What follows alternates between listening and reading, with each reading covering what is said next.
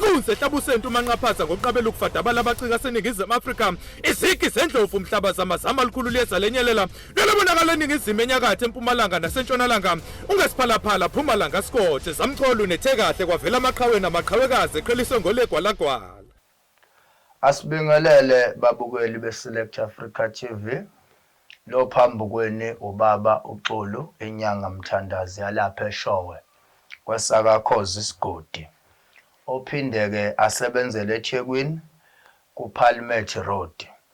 Ngokuzalwa ke ngizalelwe la kwesakakhozi isigodi,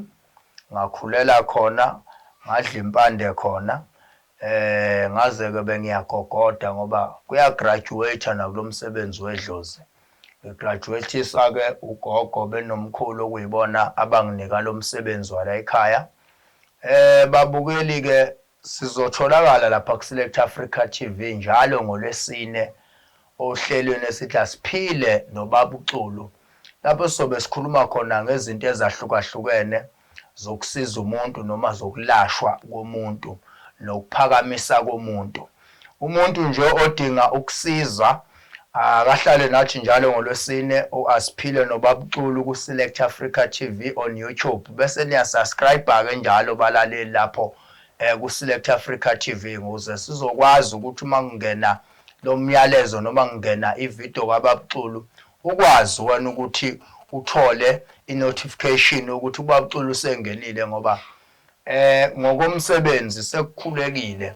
ngangokwezinga enkulu nangomsebenzi nje uNkulunkulu anginike yona nokhokho nomkhulu. Kuningi ongakugeyina, kuningi ongasizakala ngakho mawuhleli nathi la kuSelect Africa TV kuAsiphile noBaba uXulu. Namhlanje ke ngizoqala nje ngimtshele ngezinto esizenzayo la ekhaya. La ekhaya number 1 siyahlola, masiqeda ukuhlola bese silungisa inkinga yakho. 2 igodlo la ekhaya kumele wazi ukuthi ziwu4. Kukhona kwagogo, ikwamkhulu, bese kuba esingaphandle kwagogo la senza khona amaladi, uphinde kube sehlathini sakwamkhulu la kugilwa khona imanga ezithile. Namhlanje ke sikwamkhulu la sikhona njengoba ubona nje sihleli kwamkhulu. Yilapho ke esisuke silapha khona abantu abawuphethe u10,000 kuya phezulu ngoba masuke sikuleli igumbi asidlali. Angisayikhulumi ke eyokuya ngaphandle ehlathini kusuke lapho ngempela kwaShizo Lopiki njengoba ngimphethe nje uShizo Lopiki lo engimphethe namhlanje. Babukeli ke emakhaya ngoba bengisasho ukuthi siyahlola masiqeda ukuhlola silungisa inkinga yakho. Siphinde sibeke nama product la ekhaya oswanika abantu abangenawo amandla okufinyelela esigodlweni. Siyaposa ke la ekhaya nje emhlabeni wonke jikelele sikuposela iproduct yakho ikusiza. Ngino 50% wabantu engibasize ngingababonanga, ngino 50% wabantu engibasize ngibabonile. Angize lapha ke kulolu uphondo lami engiluphethe. Mangikhuluma ngophondo ngikhuluma ngento ethi ayibe kanje, lento ethi ayibe kanjena. Ngoba ubona lezi impondo zo2 lolu isiqalo isitepiso sokuqala lesokucathulisa sikubeke ezingeni lokuthi uafford. Bese kuthi leli izinga leli esuke seliphezulu kakhulu lokuthi wena ukwazi ukuthi udle nofisha abakhulu. Ngikhuluma ngomuntu mina onebhizinisi obona ukuthi ibhizinisi lakhe lihamba kancane. Sondela kwaXulu sikukhandele nanto uphondo. Uma ubuwenza 100,000 ngenyanga, lolu uphondo liyakwenza ukuthi ubenze 150 200,000. Lenza lento yenza iphinda phindeke ngoba lolu uphondo ludonsa abantu. Umsebenzi walo ukudonsa abantu beze ebhizinisini lakho nemali ukuze ukwazi wena ukurun ibhizinisi libe successful noma liphumelele. Baningi abantu esibakhiphela impondo la ekhaya ziningi kakhulu. Ngikhuluma ngazo zombili, lolo lincane lika 10,000 nalolo lika 20,000. Ngikhuluma ngempondo nje balalele emakhaya ingoba ngomhla ka1 until 6 March sobe sikhipha impondo especially lolu uphondo lu 5,000 kodwa solikhipha lu 10,000 solikhipha ngo 5,000. Umuntu esimnika lolu uphondo umuntu othi mina Baba uXulu ngiyasebenza kodwa into engiyisebenzelayo ngiyibona ukuthi ibheka ngakuphi noma ishona ngakuphi. Sondela ke sikukhandele lolu uphondo. umuntu othi ngiyasebenza ngiyimanage emsebenzini kodwa ngihlonishwa abangithatha inotice bangithatha kancane uyalidinga lolu phondo umuntu okuyipolitiki noma oyipolitician othi yena ngifuna mina ikhundla uyalidinga lolu phondo lolu liqalana phansi likubeke nje phakathi nendawo ukuthi ukwazi ukwenza izinto sesibanikile ke impondo la ekhaya lo 10,000 lolu phondo uma likhandwa solukhanda libe yi2 in 1 ukuthi livikele likulethele nenhlanhla ngoba ukwazi ukuthi wena ube umuntu ophatha imali kodwa izithi ungabi nazo so ke sikhuluma nawe nje ukuthi awukwazi ukuthi uthi uphatha imali ngapha izithi ayingakuvukeli kumele uphathe imali kodwa futhi nezithi awubuvikeleka kuzona nantu ukuphondo esikukhandela yona ukuthi phakama suka kule step sokusona uthi ukuma la uafford wenza izinto zakho ngikhuluma nje la ekhaya sinezimbuzi sinenkomo siyinikwa abantu zolo lokhu nje kade kufika indoda yasemalahleni izongipha imbuzi ngaguqa kuwo lo msoma kamkhulu ngayibikela izobonga lolu phondo lincane lika 10,000 sayithatha phansi sayibeka ezingeni iyabuya ke manje izothatha lolu ngoba phela sesisusile stephisini senhlupheko sayibeka ukuthi ayi-afford manje ibe indoda ikwazi ukukhanda umuzi ikwazi ukugibela imoto nayo njengoba uCulu so ke mhlaka 1 until 6 March abantu sicela babhalise enambeni yami babuCulu inamba uzoyibona la screenini sakho izolokhu ivela uzobe usuyabhalisa njengoba uphondo lokwi-special sika 5,000 ukubhalisa u2,000 rand owufaka ngqo kwi-account kaBabuCulu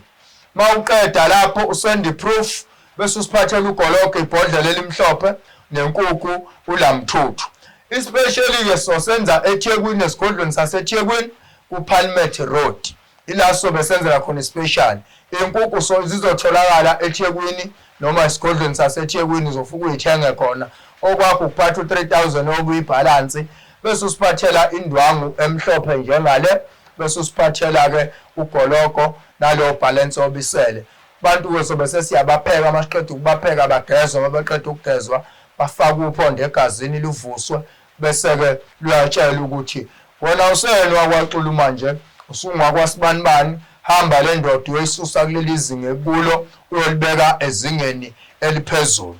ukhumbule ukuthi ngale kwale special kuningi okwenziwa la ekhaya ngithe asihlangane ku Select Africa TV njalo ngolwesine ngo5 okuntambama la sobe sithi khona siphile noBabuCulu kuningi ke sikwenzayo bafowethu siyayigeza ichitho siyayilahla ilwane siyayibethela imizi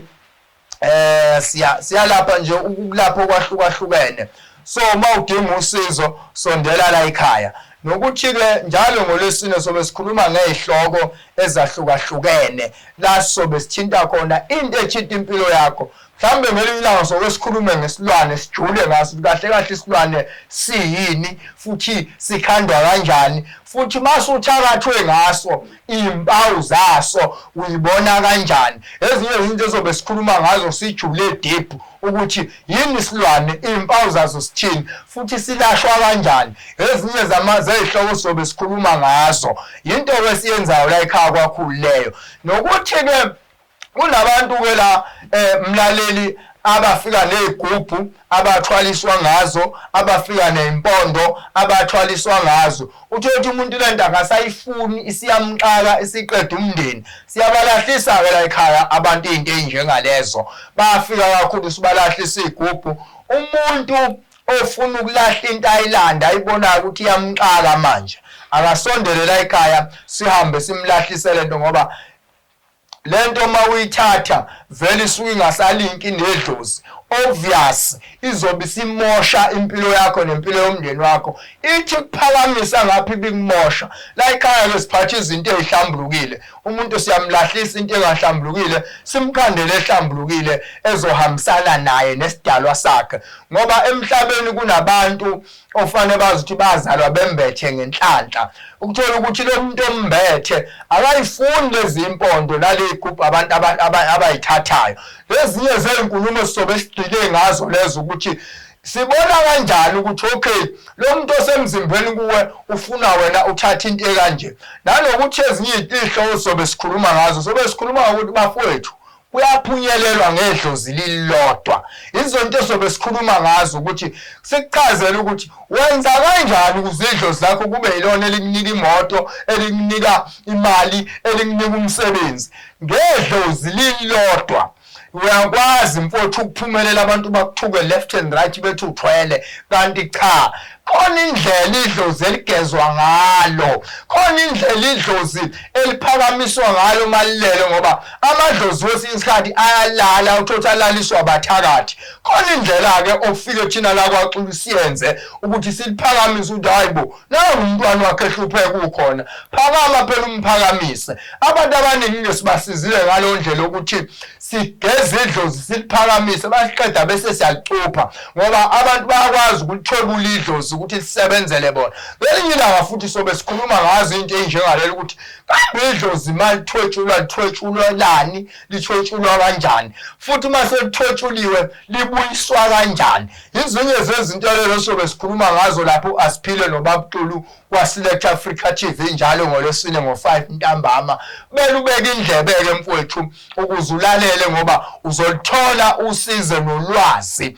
ezinye izinto futhi sobe sikhuluma ngazo amaphupho ngoba kunendlela abaphansi abaxhumana ngayo nathi silele noma sisebuthongweni sobe sikhuluma ngazo amaphupho ukuthi mawuphupha into enje idlozi lisuke lithi mawuphupha into kanje idlozi lifuna ukuthi kunabantu abanikwa igolide ngamaphupho uthola ukuthi akazi omunye uthola ukuthi uyiphupha uxoxela umuntu orong kunamaphupho angaxoxwa nje sidalo sobe sihlaza into enjengalezo njalo ngolwesine ngo5 lapho Asiphile noBabu kuSelect Africa TV ukuthi into oyiphuphile uyazi ukuthi ikhuluma kanjani nawe noma idlozi isuke lithini kuwe ngoba ngomuntu uthola ukuthi uyaboniswa izinto ezizokwenzeka uthola ukuthi yena akayikhulumi lezi zinto zigcina manje uthola useyalimala noma sekulimala ilunga lomndeni kanti idlozi belimnikile iwarning ngokuthi ulwazi akanalo sobe sikhuluma ngento enjalo ethinta ngisho amaphupho ukuthi mawuphupha into enje idlozi lithi mawuphupha into enje kusuke kuzokwenzeka ukuthi ezinye izinto lezo sobe sikhuluma ngazo njalo ngolwesine ngo5 ntambama kuAsiphile noBabu kuSelect Africa TV okwakho ukusubscribe uhlale kuSelect Africa TV ungabusaya manje kwamanye ama TV iTV ezokunika izinto ezinobuyoninci nobuba mkantshu bomvu iSelect Africa TV noAsiphile noBabu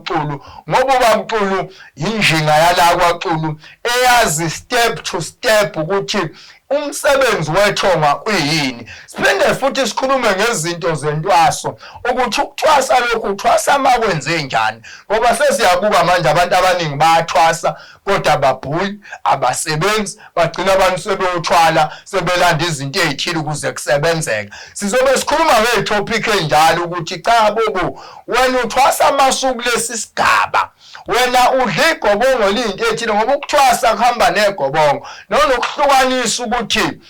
yebo emhlabeni kumele siwadla amagobongo kodwa kubona bonke abantu abadla amagobongo kumele bathwase ezinye zezihloko sizobe sikhuluma ngazo lapha kuSelect Africa TV kuAsiphile noBabu ukuthi sihlukanisa uhlobo lamagobongo sihlukanise nentwaso ukuthi wena uthwasa amasuku siphi isigaba kunabantu ovele bathwasiswe nje kungafanele uthola umuntu impilo yakhe isibhidliya kakhulu kunaqala ezinye ke zezinto ezobe sikhuluma ngazo ukunikhumbuza nje balaleli la kwaBabu